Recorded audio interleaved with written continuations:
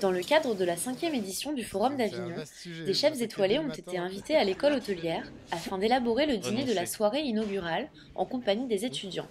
Un repas à l'image de la diversité culturelle de ces grands cuisiniers qui nous livrent leurs impressions sur cette journée bien remplie. C'est vrai que c'est un super rendez-vous pour le contact avec des chefs aussi bien français qu'internationaux.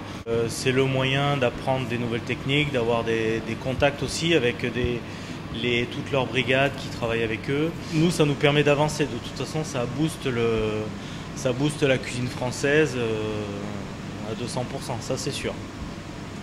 Alors je crois que la gastronomie française s'est toujours nourrie d'apports extérieurs et continuera encore soit dans la technique, soit dans les produits. Au cœur de cette rencontre, deux thèmes, culture et gastronomie, une connexion à laquelle les chefs ont réagi. La gastronomie est une part importante de la culture, parce que c'est un moyen de rencontre et d'échange. Parce que quand on déguste un plat, un dessert, c'est vraiment un moment d'échange, de partage, autour duquel les gens peuvent se retrouver et vraiment échanger et donner leur avis. Et je crois qu'avoir la possibilité de faire part d'un parcours pas seulement de l'école, mais aussi professionnel, avec chef qui vient travailler, qui vient faire ses recettes, amener sa culture. Je crois que ça peut les former encore mieux et surtout, ça peut montrer un peu ce qu'aujourd'hui les gens veulent voir d'un chef. Mais il ne s'agit pas seulement de préparer un repas gastronomique. Cette journée est aussi l'occasion pour les chefs de partager leur expérience avec les étudiants.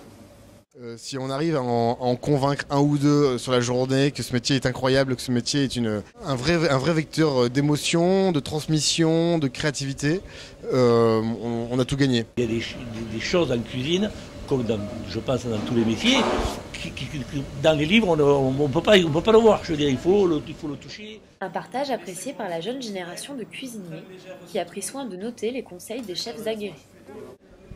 Un conseil, c'est super compliqué un conseil. C'est vivre avec passion, ne pas attendre forcément un retour tout de suite des choses. Parce qu'aujourd'hui on est dans une société où on veut tout de suite un retour médiatique, financier, quelque chose. Les choses se construisent, donc il faut être patient, courageux et passionné. Voilà. Être très curieux, poser beaucoup de questions, essayer d'apprendre et de regarder le maximum de choses. Regarder le maximum de choses et surtout se projeter, puisqu'il reviendra aux étudiants d'aujourd'hui d'imaginer la cuisine de demain. La cuisine de demain va pas tellement changer.